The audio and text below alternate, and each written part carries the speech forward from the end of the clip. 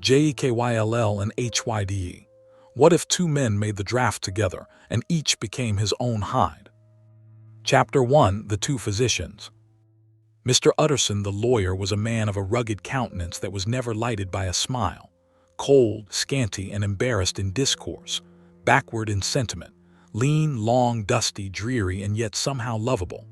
It was his way, when the fog lay thick upon London and the gas lamps burned like drowned suns in the murk, to walk of a Sunday with his kinsman, Mr. Enfield.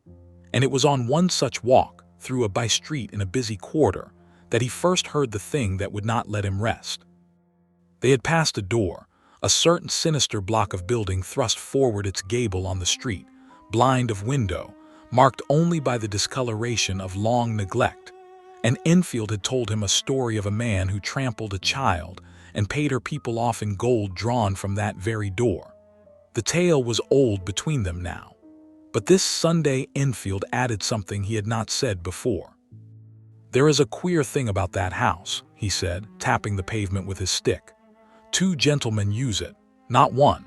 I have seen them both, on separate nights, let themselves in with a key as though they owned the place, and neither, I'll wager, would care to be seen doing it." Utterson said nothing for a space. The name of the door's owner he already knew, though he had kept it behind his teeth. It was Henry Jekyll, his friend and client, a large, well-made, smooth-faced man of 50, with something of a slyish cast perhaps, but every mark of capacity and kindness. That Jekyll should keep a back door in so foul a quarter was a matter that already troubled the lawyer's sleep. That a second man should share it was worse. "You saw the faces?" Utterson asked at last. "One I could not swear to," said Enfield. "He kept to the shadow, and there was something displeasing in the way he moved, a kind of quickness, as of a creature that had learned to walk upright and was not yet easy in it.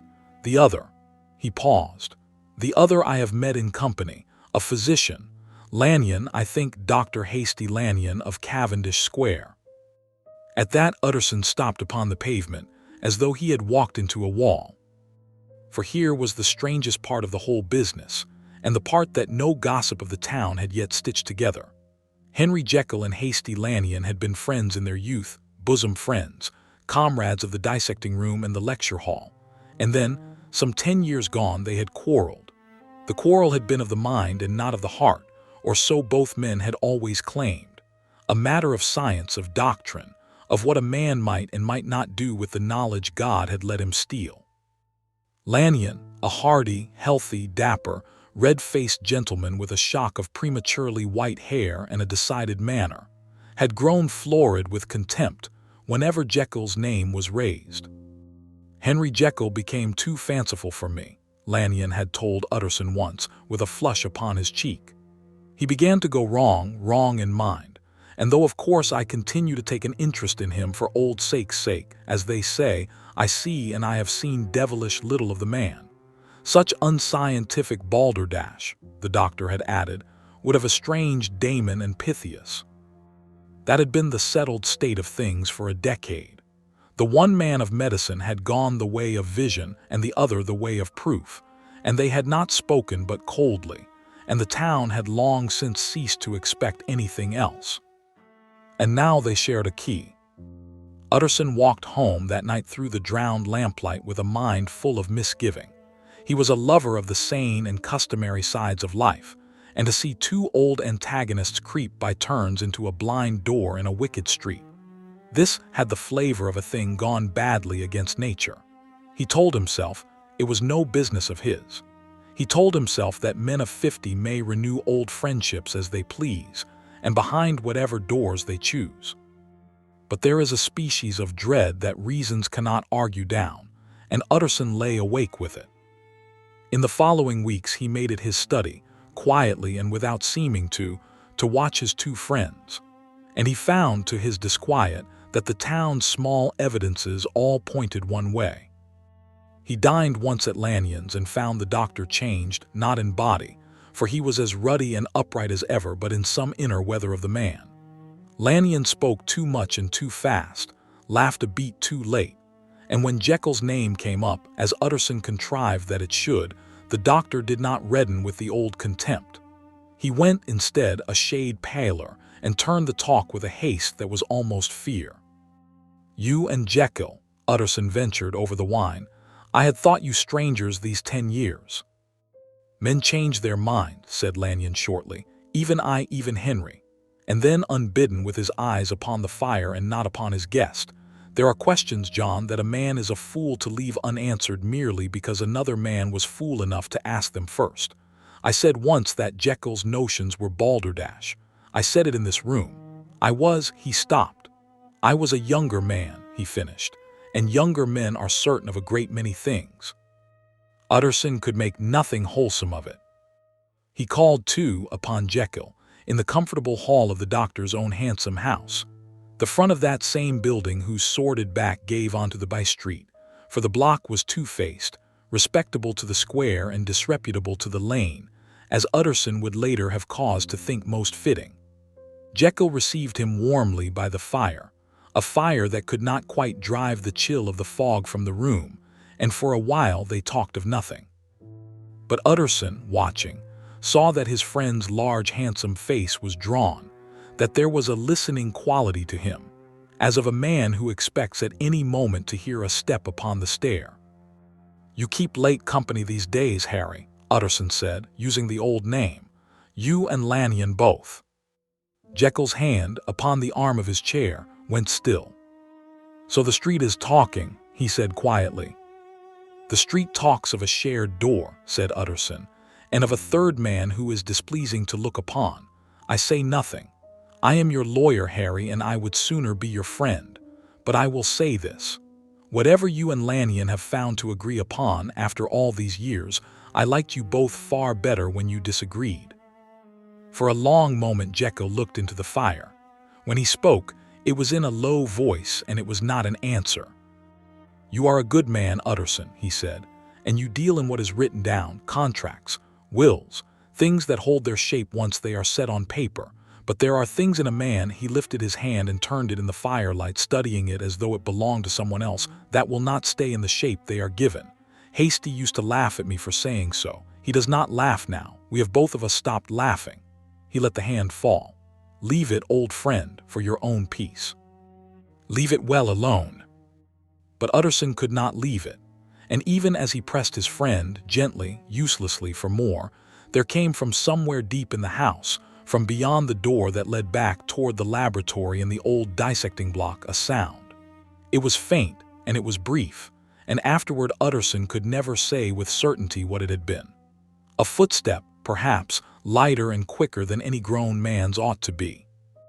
Or a low sound that was almost a laugh, and was not Jekyll's, and was not Lanyon's, and had in it something that raised the hair upon the lawyer's neck. Jekyll heard it too. Utterson saw the color go out of his face. "You have a visitor," the lawyer said.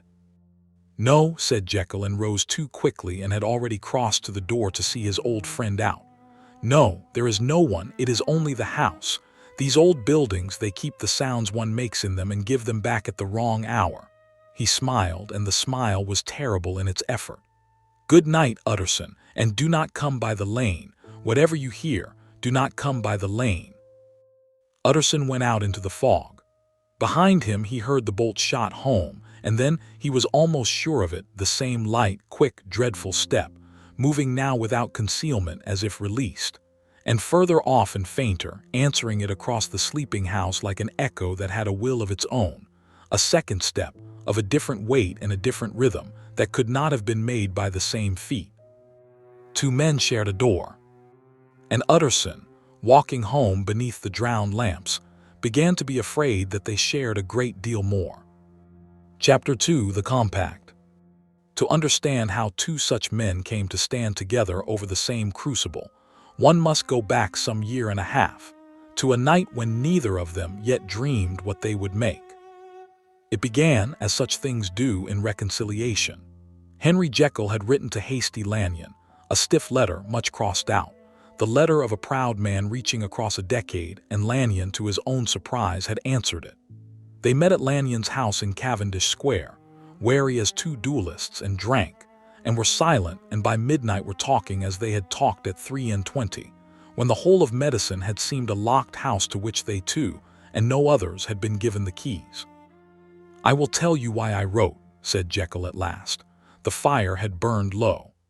"It is because I have done a thing, Hastie, that I dare tell no living soul but you, because you are the only man alive with the wit to see that it is not madness, and the only man I would trust to tell me if it is." And he told him, not everything, not that first night the worst, but he told him of the years he had spent brooding on what he called the duplicity of man, that a man is not truly one but two or many, that within the single respectable body there lodge a saint and a beast, chained together, loathing each other, and that the whole misery of life proceeds from their being so bound. And he told him that he had come to believe, and had begun, with drugs and salts and long secret labor, to prove that the two might be loosed, that the beast might be given a body of its own to walk in, and the saint left clean and light and free of him. Lanyon heard him out, and the old contempt rose in him, familiar and comforting, and he opened his mouth to say what he had said 100 times: balderdash, unscientific balderdash, the fancies of a man who had read too much German metaphysic and dissected too few honest corpses. But he did not say it, because Jekyll had drawn from his coat a small phial of a salt, muddy white, and a paper of a red tincture, and there was in his old friend's face, above these poor materials, a certainty that Lanyon had never in his life been able to resist, for it had been Jekyll's certainty, 30 years ago, that had first made a dry, cautious, proof-bound boy fall in love with the reckless glory of science. "You have not taken it," said Lanyon slowly. It was not quite a question. "I have taken it," said Jekyll. The silence in the room was very deep.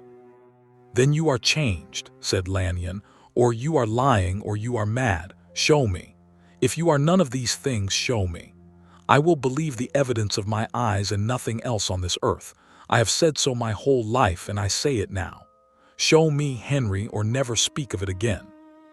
Here was the moment on which everything afterward turned, and Lanyon, telling it to himself in the black nights that came later, would return to it again and again, and each time would find that he could not honestly wish he had chosen otherwise, and that this, precisely this, was the horror of it.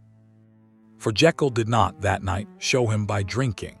He was too wise or too afraid, and there were things he was not yet ready for Lanyon to see. Instead, he did something worse. He laid the salt and the tincture upon the table between them, and the notes of his long labor beside them, and he said, "I will not show you. I will do better. I will teach you. You do not want to see my proof, Hastie. You have never in your life been content to see another man's proof. You want to hold it in your own hand, so hold it. Learn the compound as I learned it.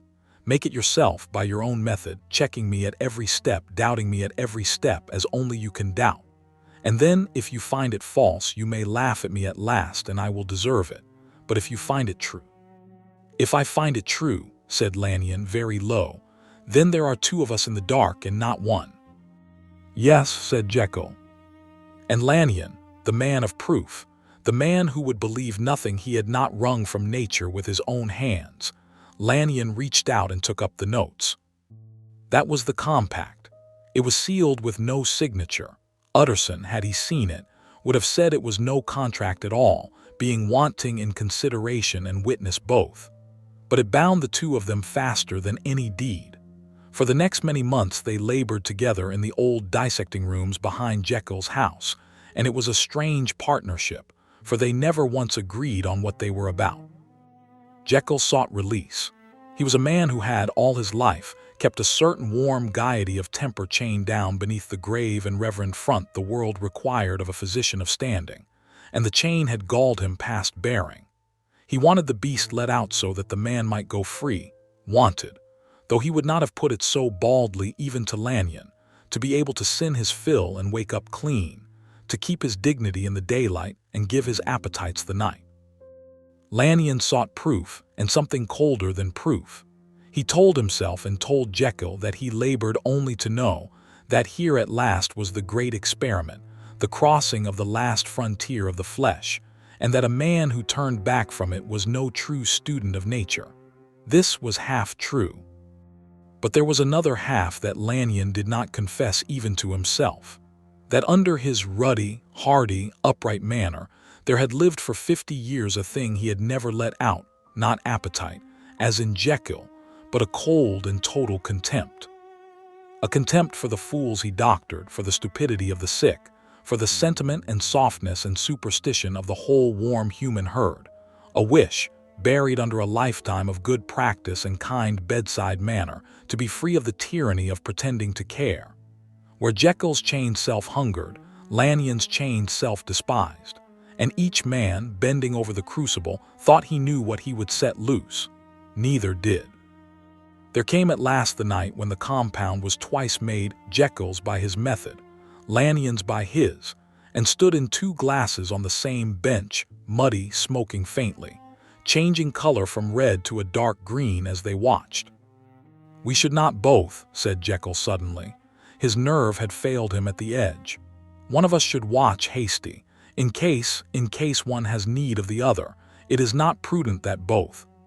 But Lanyon was looking at the 2 glasses, and his ruddy face had gone very still and very white, and there was upon it an expression that Jekyll had never seen there in 30 years of friendship, and that he would have given his soul never to have seen. "You have had it all this while to yourself," said Lanyon quietly. "All this while, Henry, you have gone down into it alone and come back, and I have watched your face across this bench and wondered. Do you think, now that I have made it with my own hands and hold it in my own glass, that I will stand at the side and watch you go down without me? I who taught myself to believe nothing I had not touched." He smiled, and it was Lanyon's own smile, and it was already something else. "No. We drink together, or I drink alone, but I will not be the one who only watches, not now, not ever again." And he lifted the glass. Jekyll looked at his old friend for a long moment. Somewhere in the great sleeping house, a clock struck the hour, and the fog pressed its gray face to the high windows of the laboratory, and the 2 green glasses smoked between them. Then Henry Jekyll, because he was afraid, and because he was proud, and because he could not bear that Hastie Lanyon should go down into the dark alone and know something he did not, Henry Jekyll lifted his glass too.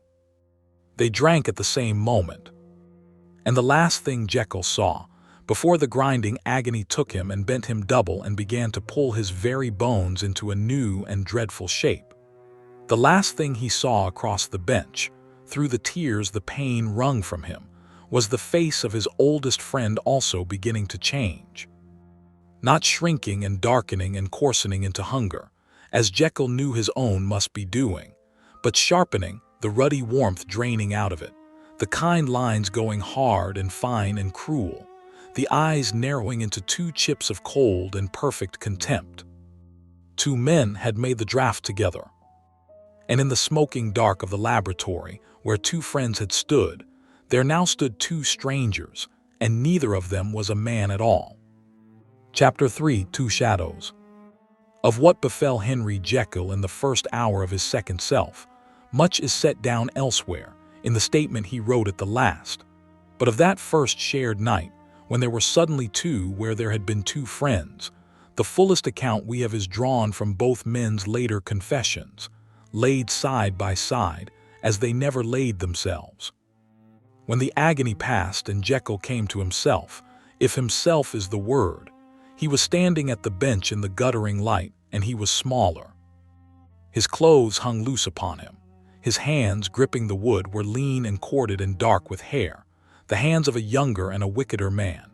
And there rose in him, as the pain ebbed, a wave of something he had never in 50 respectable years permitted himself to feel, a leaping, singing, savage lightness, a sense that every chain was struck off at once, that the whole gross weight of conscience and reputation and other men's opinion had been lifted from him like a coat thrown down.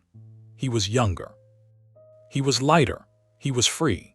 And he knew it in his marrow and rejoiced in it, evil, pure, unmixed, tenfold more wicked than the man whose body he had worn, and glad of it as a schoolboy is glad of a holiday.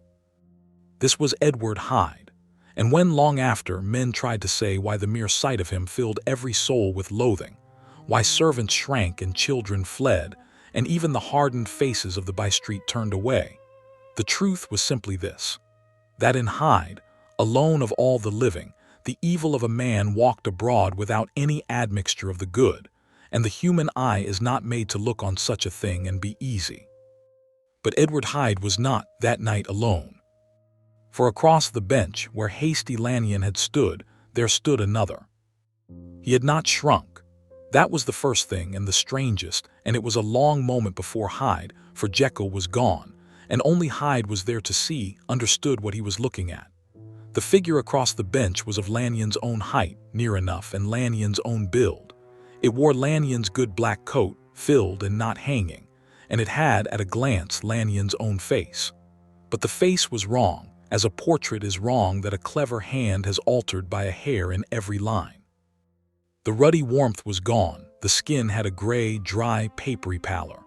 The kind, decided mouth had drawn itself thin, and the eyes had in them a cold that Hyde, who feared nothing, who was made of fearlessness, felt as a draught along his crooked spine. For Hyde's own evil was hot. It was hunger, it was appetite. It wanted the world to seize it and bruise it and take its pleasure of it. But the thing across the bench wanted nothing. It looked upon the room, and upon the smoking glasses, and upon the small, dark, savage creature that had been Henry Jekyll, with a still, complete, and bottomless contempt. The contempt of a mind that has weighed the whole of humankind and found it beneath the labor of hatred. If Hyde was the beast let out of Jekyll, this was the ice let out of Lanyon, a cold intelligence stripped of every warmth, every pity, every fellow feeling that had made Hastie Lanyon a kind physician and a loyal friend. It had all his wit and none of his heart. And where Hyde would kill in a hot moment for the joy of a blow struck, this thing, Lanyon would give it no name in his statement, but wrote of it always as the cold one, or simply as he. This thing would kill slowly and by design, and think it a matter of no consequence either way. The two looked at each other across the bench for a long time. "So," said the cold one at last. His voice was Lanyon's voice, plain down and level, without a rise or fall in it. "It is true.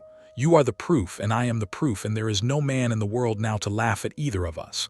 His gray face did not smile. How he wanted this! How they both wanted this, the two fools we wore. Yours to be let off the leash. Mine to have done, at last, with pretending that any of them, was worth the trouble of my patience. Hyde bared his teeth. He did not like to be looked at so. He did not like that the other did not fear him, when all the world would fear him, and there rose in him a hot wish to spring across the bench and stop that level voice forever. But the cold one's eyes were on him, and there was in them a thing that gave even Hyde pause, the sure knowledge that they two were bound. They had drunk from the same crucible. They were, in a fashion no wholesome mind could parse, brothers sprung the same night from the same salt, twin fruits of the one forbidden tree. And each carried, folded within his dreadful new self, the sleeping man he had displaced, the way a thief carries the house key of the man he has murdered. "We are tied, you and I," said the cold one, as if reading the thought, and perhaps he could, that was never made clear. "Strike me, and you strike the door you must go back through. Kill me, and you may find you have killed Henry Jekyll's only physician." He turned, unhurried, and drew the loose greatcoat that Lanyon kept in the laboratory about his altered frame. "I am going out. I have been shut in a warm and stupid man for 50 years, and I have a great curiosity to see the town with clear eyes at last." He paused at the door. "Do as you please, little beast. We shall not, I think, keep the same hours." And he went out into the fog. Hyde stood a moment in the empty laboratory, shaking, not with fear, for he did not own the thing, but with a hot, confused fury at having been called little beast and left. Then the town's own darkness called to him, the deep old darkness he had waited 50 years inside a stout, respectable man to answer, and he snatched up Jekyll's cane and went out too, by the other door, into the by-street. And the two of them walked out into London that night by opposite ways as they would ever after, the hot dark and the cold gray, the appetite and the contempt, born of the same night, going each his separate way to do harm. The first that the sleeping city learned of them was small, A servant girl, coming home late across the square, met a small dark gentleman upon the pavement, and he gave way to her with mockery, and then, for no cause, for the pure black joy of it, struck her across the face with his cane and went on laughing while she wept. That was Hyde. It was ugly, and it was hot, and it was human enough in its ugliness that she could tell of it and be believed. But the other thing was not told, because the man to whom it happened did not, at first, understand that anything had happened at all.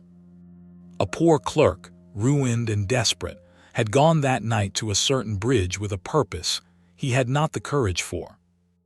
And there, in the fog, a gray still gentleman had fallen into step beside him, and talked to him, gently, reasonably, in the kind level voice of a physician, and had helped him toward the thing he feared to do, not with a push, but with words, laying out for him with cold, clear logic all the reasons he was right, and worthless, and better gone, until the poor man's own last resistance was reasoned quietly away.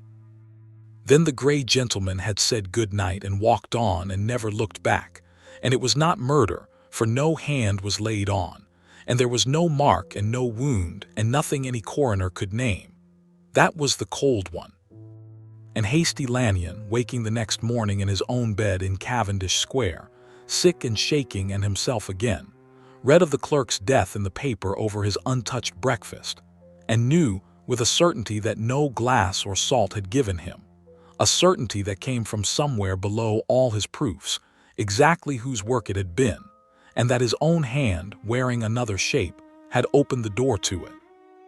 He was sick into the basin, and then he sat a long time at his desk, the man of proof, and understood that he had proved the one thing in all the world he could never publish, never confess, never undo.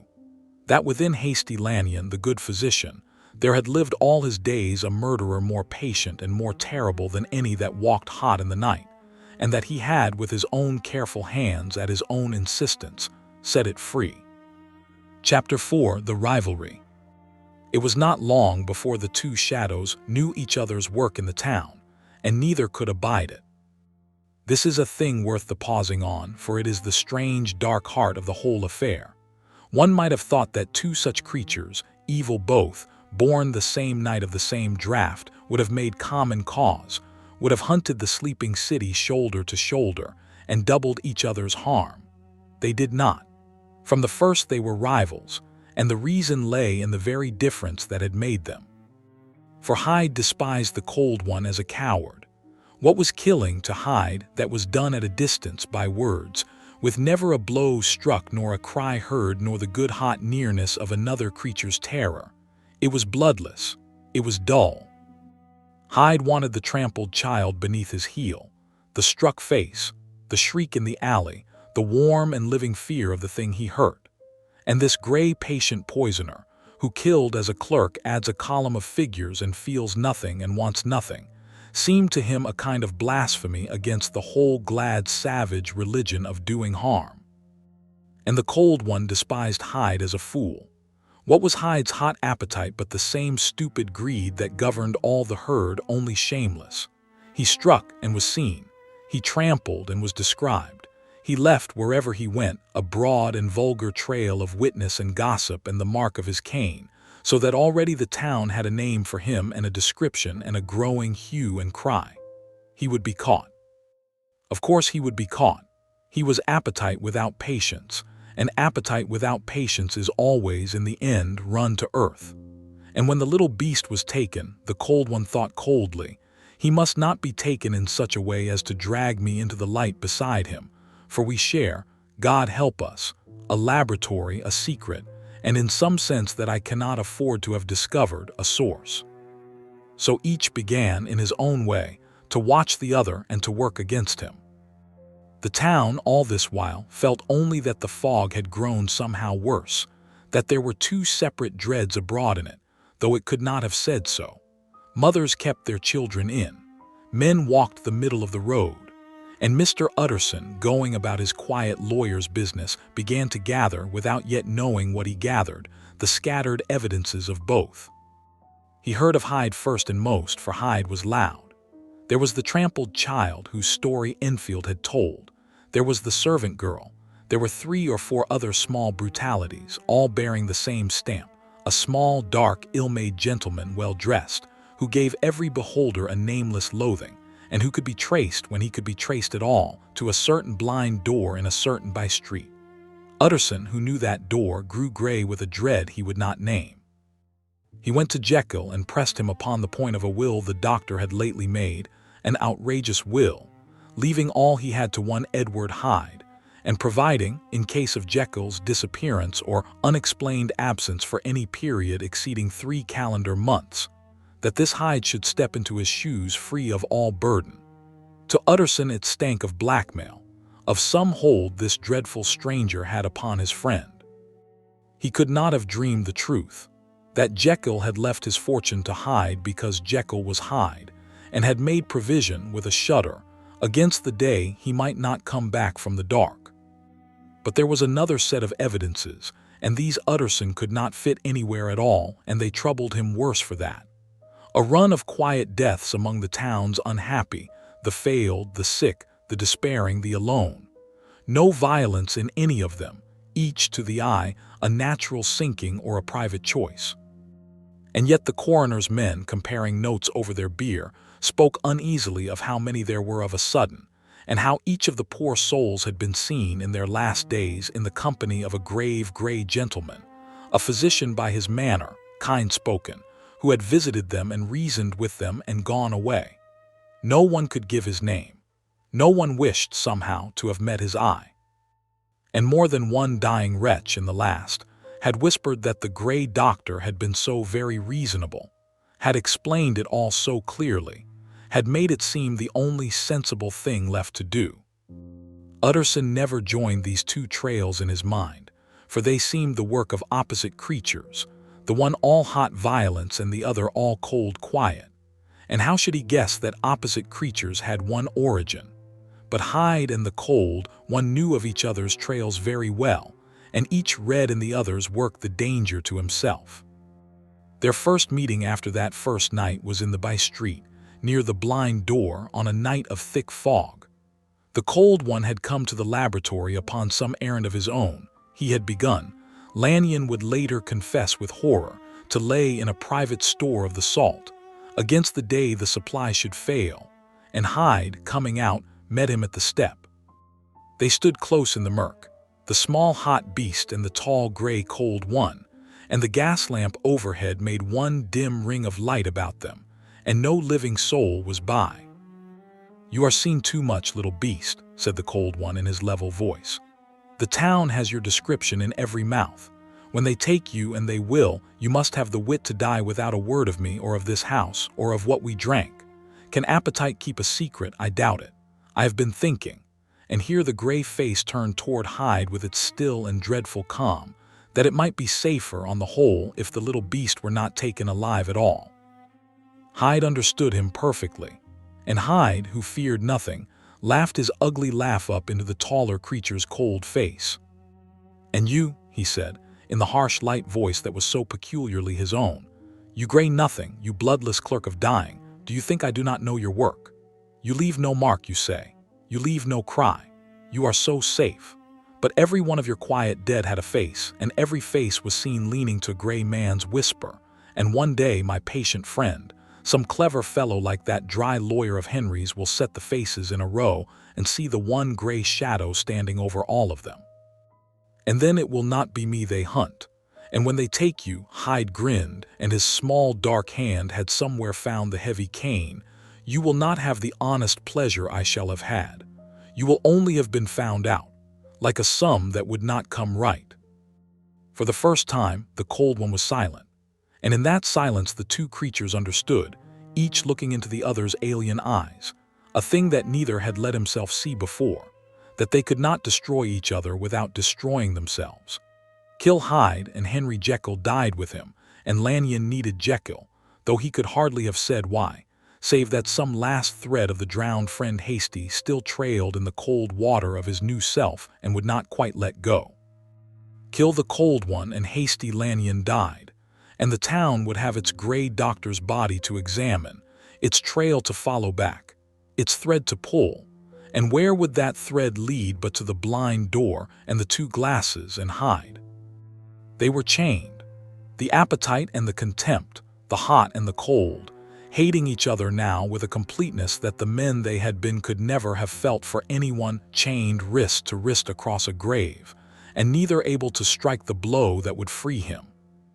"We shall have to be very clever then," said the cold one at last softly, "you and I, for it seems we cannot afford to let each other be caught."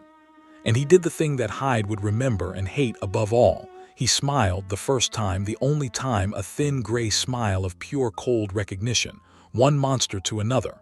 "How Henry would weep," he said, "to see his two great works so fond." And he turned and went up into the house. Hyde stood alone in the ring of gaslight, gripping the cane, shaking with a fury he could not spend. Then he flung himself away into the fog to find some smaller, weaker, warmer thing to hurt instead. And high in his study at the front of the same house, a light burned late, for Henry Jekyll had come back to himself sometime before dawn, in his own bed, cold and wet and full of a horror that grew each day. And he sat now at his desk with his head in his hands, and knew that the thing he had made was loose, and that the thing his friend had made was loose, and that the two of them could not be killed without the killing of the men who wore them, and that this was the trap he had built with his own hands and drawn Hastie Lanyon into after him, out of pride, on a night he could never call back. He took up his pen. Hasty he wrote, for they still in the daylight when they were themselves, wrote to each other, two frightened men passing notes above the dark thing they shared. "Hasty, we must not take it again. We must starve them out. If we never drink, they cannot come, and in time, God willing, they will fade for one of us as a fire fades for one of coal. Promise me. Let us starve them together as we made them together." He sealed it and sent it by hand to Cavendish Square. But even as he sealed it, Henry Jekyll's own hand had begun, very faintly, without the draught, without his will, to darken and to shrink upon the page. And away across the town, Hastie Lanyon, reading the note by his cold hearth, felt the gray contempt rise in him unbidden, like water through the boards of a sinking ship, though he had touched no glass that day. Neither man knew yet that it was already too late to starve what they had fed. Chapter 5: The Erosion. The pact to starve them held for a while, as such pacts do, which is to say, it held until it was tested and broke at the first test, and was never whole again. Through the gray weeks that followed, the two physicians did not drink. Jekyll wrote of it afterward with a kind of desperate pride. "We were strong. For a season we were strong. I burned no coal, and Hyde did not come. Hastie starved his gray familiar as I starved mine, and we told ourselves in our daily notes like two invalids comparing symptoms that we mended. And for a season it seemed true. Hyde was not seen in the by-street. The quiet deaths among the town's unhappy ceased, and the coroner's men forgot their unease, and Utterson breathed a little easier and told himself the worst was past. But a fire that is starved of coal does not always go out. Sometimes it only burns down into the very timbers of the house and travels there, unseen, and waits. For the thing they had not reckoned on, the thing no man could have reckoned on, having no example before them, was this: that a self once loosed does not consent to be locked up again merely because the door is shut against it. It learns the house. It finds the cracks. And where at first it had needed the whole violence of the draught to come out at all, now, having once worn the body, it could seep back into that body by inches in the unguarded hours without any draught at all. Jekyll felt it first in small things and would not name them. A dream from which he woke with his hands aching as if they had gripped and struck. A morning when his coat, put on in haste, hung a shade too loose. An hour lost from an afternoon of which he could give no account, and at the end of which he found upon his own study floor the mud of the by-street, though he had not, that he could swear to God, gone down to it. He told Hastie none of this. And Hastie, meanwhile, told him none of what he in turn was feeling. The cold contempt that came now unbidden at a patient's bedside, so that twice, 3 times, he heard himself giving to some frightened sufferer a diagnosis truer and crueler than any physician has the right to give. watching the hope go out of the poor face with a still interior pleasure that appalled him even as he savored it. Each man hid his erosion from the other, out of shame, and out of a deeper thing, for each had begun in the drowning to distrust the other, and distrust is the first food the dark selves ate, and they throve on it. Then came the night the pact broke.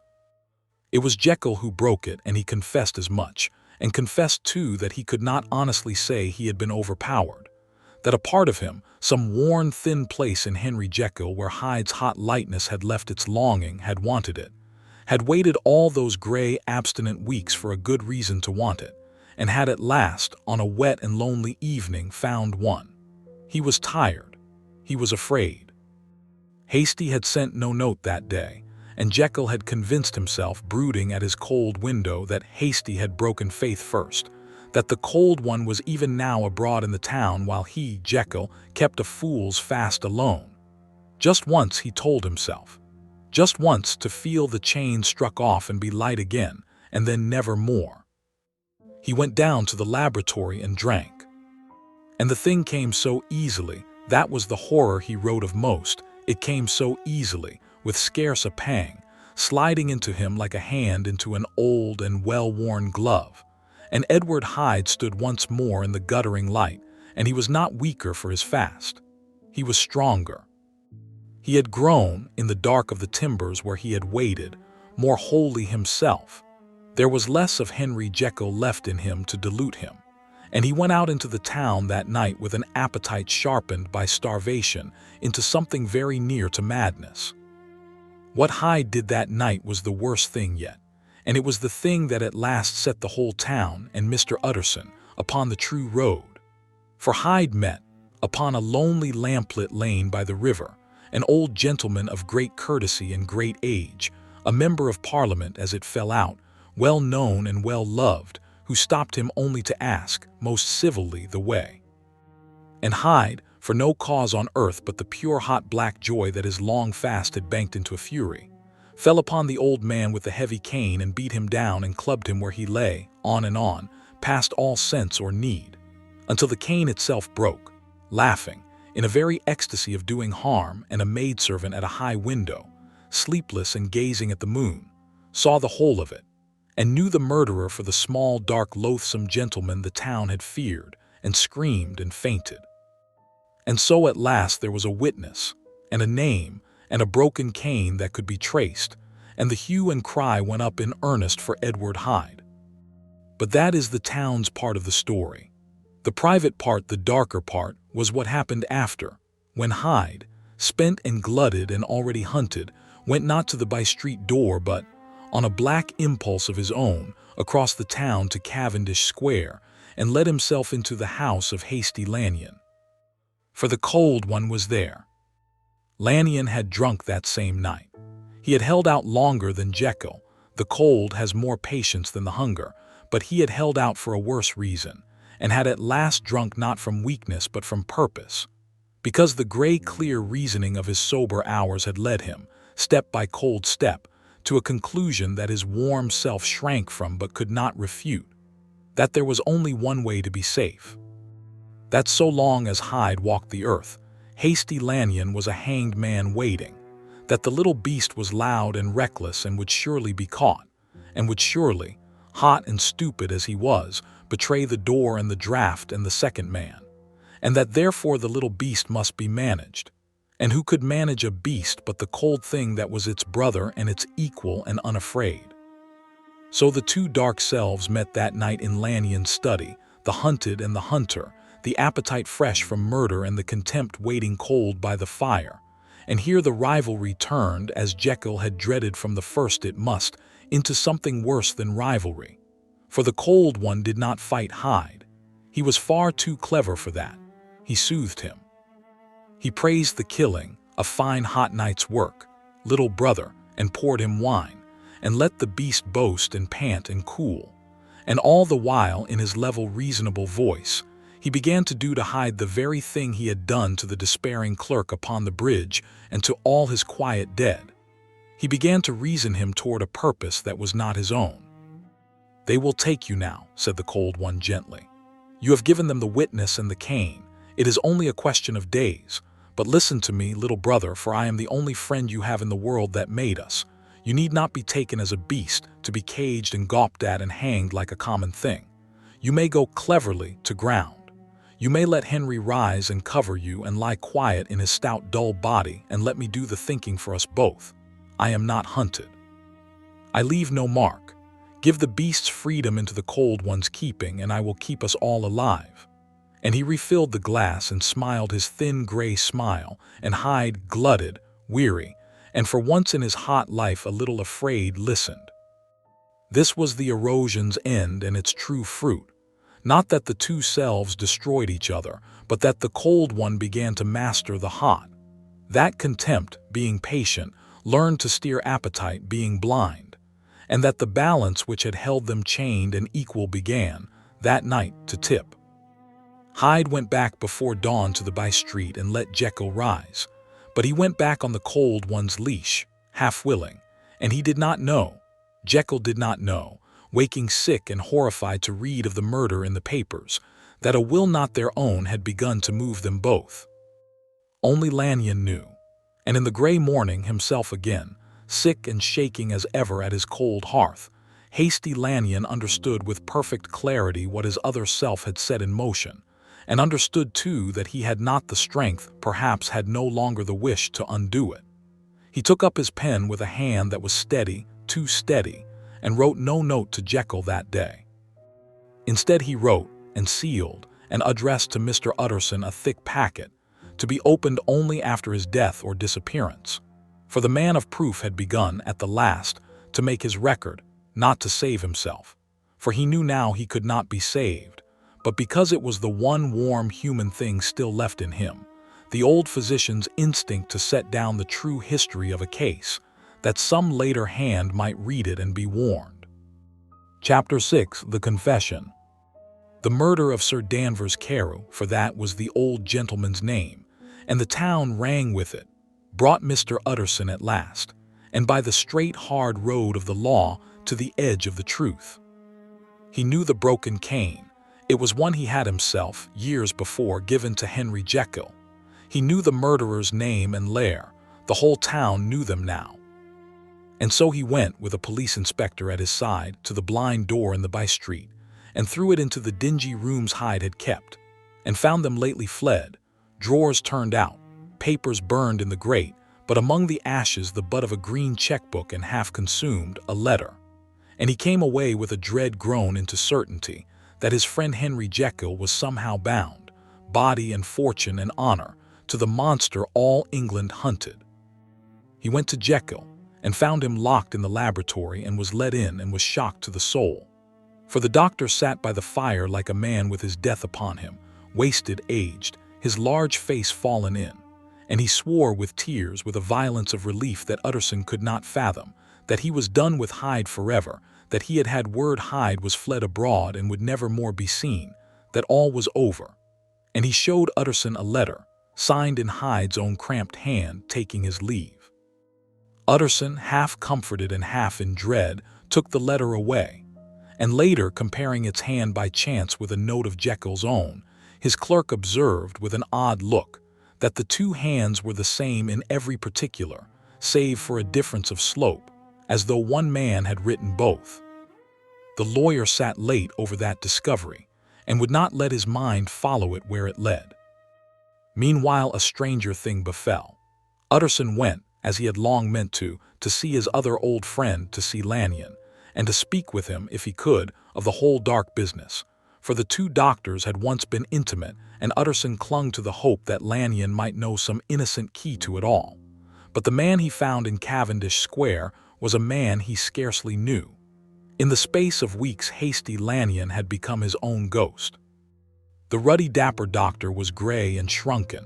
There was death written plainly on his face, and worse than the death, there was upon him a look of stark and settled terror, the look of a man who has seen a thing that has cut the very root of his life. When Utterson, groping, spoke Jekyll's name, Lanyon flung up a shaking hand. "I wish to see or hear no more of Dr. Jekyll," he cried in a voice gone high and cracked. I am quite done with that person, and I beg that you will spare me any allusion to one whom I regard as dead."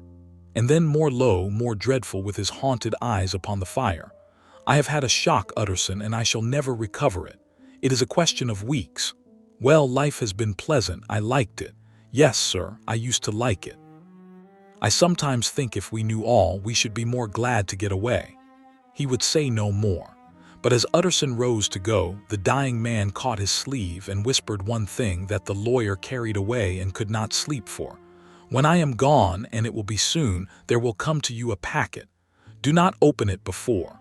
Promise me that, John." And when you read it, his gray lips worked, "Remember that I was once an honest man, and that the road to the thing I became was paved, every stone of it, with reasons. Good reasons. That is the whole of the horror. There were always such good reasons." And he let go and turned his face away.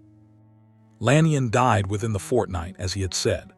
And true to his word, the packet came to Utterson's hands, sealed and superscribed in the dead doctor's writing. "Private, for the hands of J.G. Utterson alone, and in case of his predeceased to be destroyed unread." And within it a second envelope, likewise sealed, and marked not to be opened till the death or disappearance of Dr. Henry Jekyll. Utterson's professional honor and his private dread wrestled over that inner envelope, and dread or honor won, and he did not open it but locked it in the innermost corner of his safe and waited. He had not long to wait, for in these same days the last erosion overtook Henry Jekyll altogether. The change began now to come upon him without warning and without the draught, in the daylight, in his chair, in the open street, so that he dared no longer leave the laboratory at all, but shut himself up in it, a prisoner of his own body, dosing himself with the salt to hold Hyde down, and finding, to his mounting horror, that the salt was failing, that the powders he had first bought would not answer, that the virtue had been, all along, in some impurity of that first lot, now gone, and not to be found again in all London, though he sent his terrified servants from chemist to chemist begging for it. And through it all unseen, the cold one's leash still held, for it was the cold one through Lanyon before Lanyon died, and after through means of his own that Jekyll never fully understood, who had first got the salt and hoarded it and doled it. And it was the cold one who now, patient and gray and unhurried even in his own body's dying, held the last of it, and let Jekyll's supply run dry, and waited to see which of the three of them the failing draught would leave standing at the end. That was the trap within the trap, the thing the cold contempt had steered them all toward from the night on the bridge, that if the salt failed, and no man could take the draught, then whichever self was uppermost when the last dose died would be uppermost forever. And the cold one had made very sure, in the long gray management of his hot little brother, that it should not be Henry Jekyll. It was upon such a night, the last of the salt gone, Jekyll shut screaming behind the red baize door of his cabinet, his old servant Poole in terror on the stair, that Mr. Utterson came at last, summoned by the frightened man, and stood outside that door in the dead hour and heard within not the voice of his friend, but another, a voice light and harsh and dreadful, that begged and cursed by turns, and knew, with a horror that struck him cold to the bone, that whatever answered him through the panel was not, and perhaps never truly had been, only Henry Jekyll.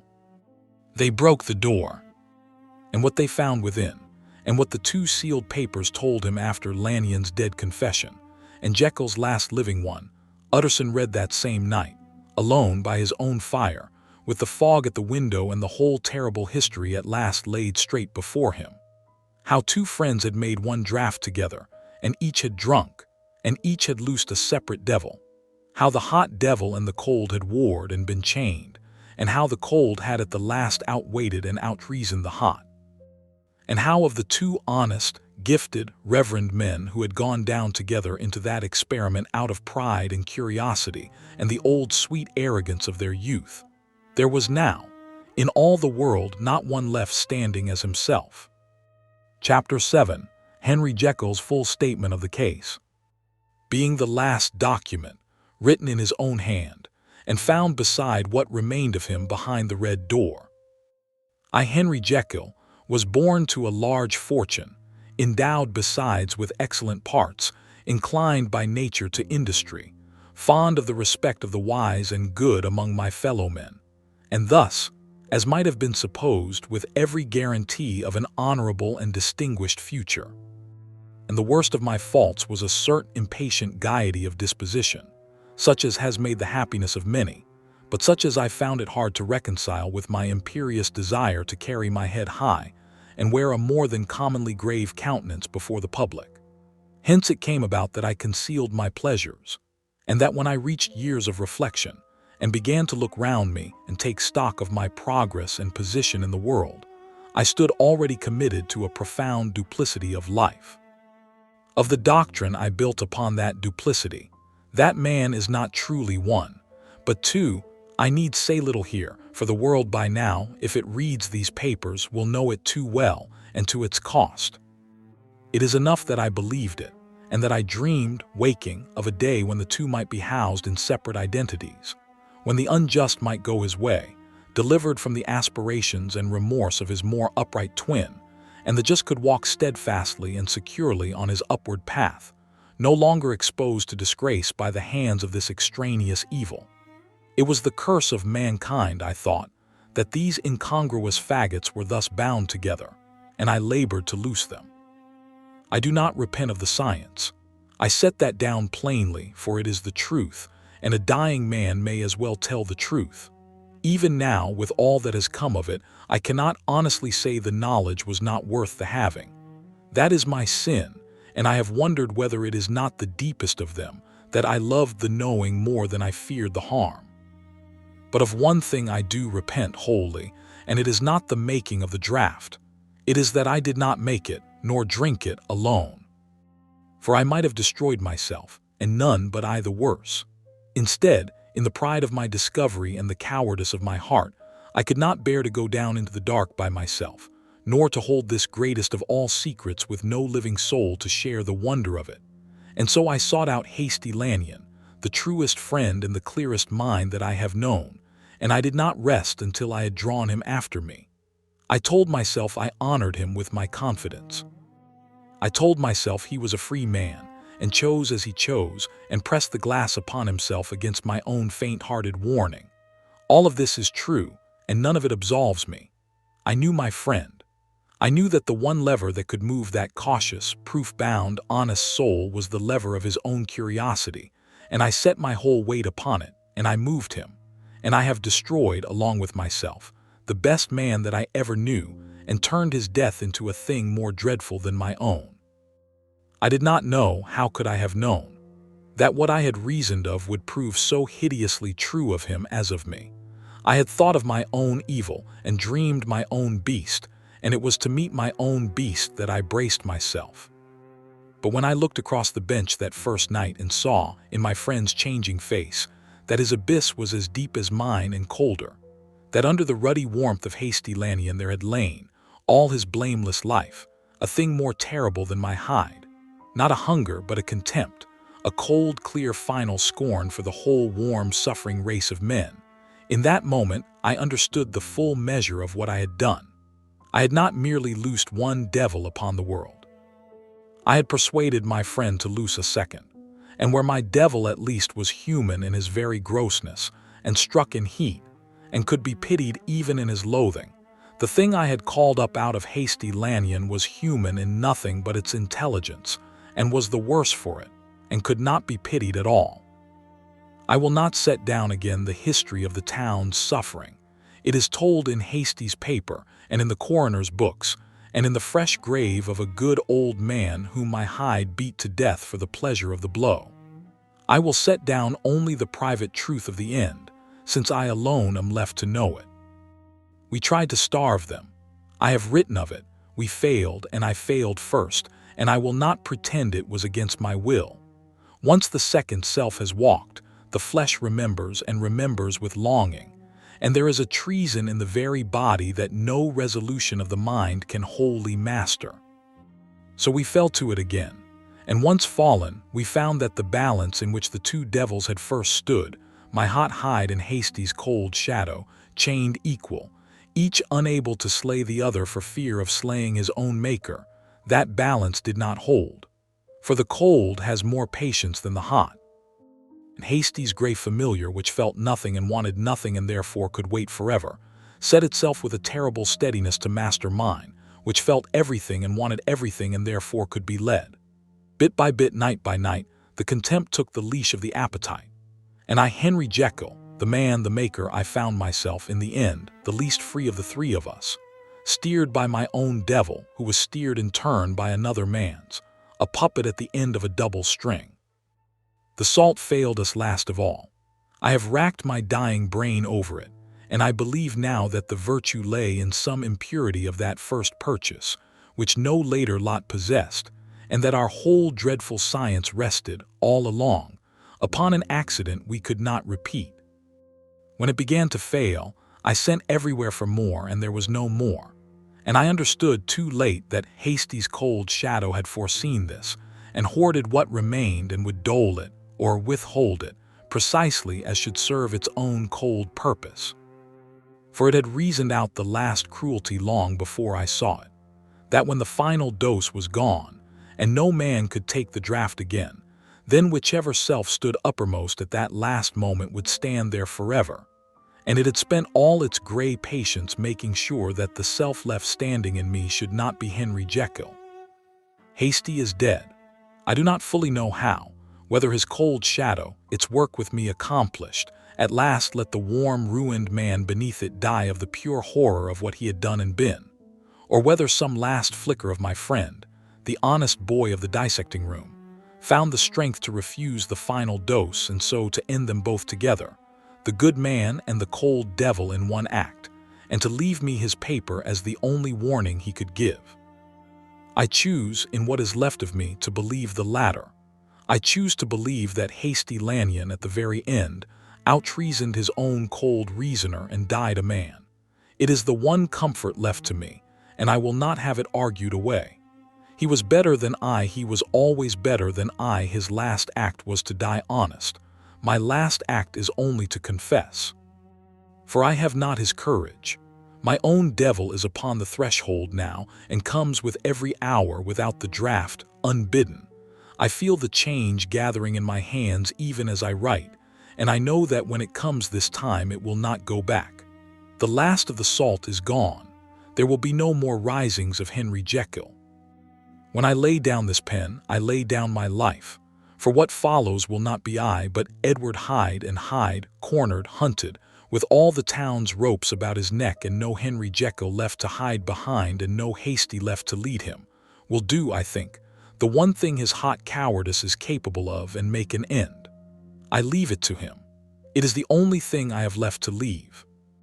Here then is the whole of it, and I set it down for whoever reads, and chiefly for you, old friend Utterson, who dealt always in things written plain, that two men of gifts and honor and long friendship made, out of pride and love of knowing, a single draught between them, and that each drank, and each found in himself a devil he had not dreamed of, and that the two devils, being brothers of 1 hour, could neither live at peace nor kill each other, but wore their makers away between them, the hot and the cold, until nothing of the makers was left.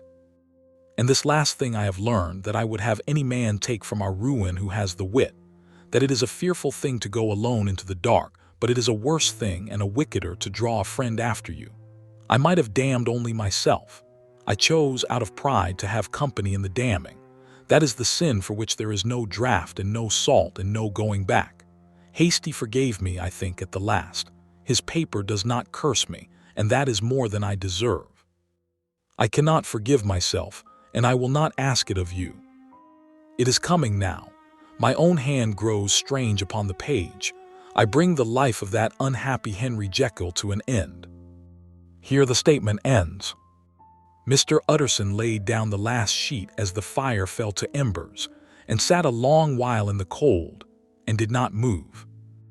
Outside, the fog held London in its grey fist, as it had held it on the night he first heard of the shared door, and somewhere under that fog were 2 fresh graves, and the memory of 2 great and gifted men, and the small dark broken thing they had cut down at last behind the red baize door. the thing that had been, in its beginning, only a good physician's dream of setting men free.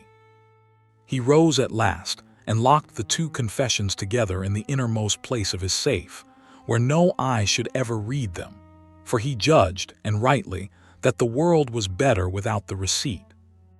And then Mr. Utterson, the lawyer, went out into the fog to do what small good a plain and living man may do, and to try, for the rest of his days, not to think too closely on the one thing the papers had taught him that he could never afterward unlearn, that the darkest work of all is not always done by evil men, but sometimes by the very best of us, reaching out with the kindest of intentions and the very best of reasons to take a friend along. The end.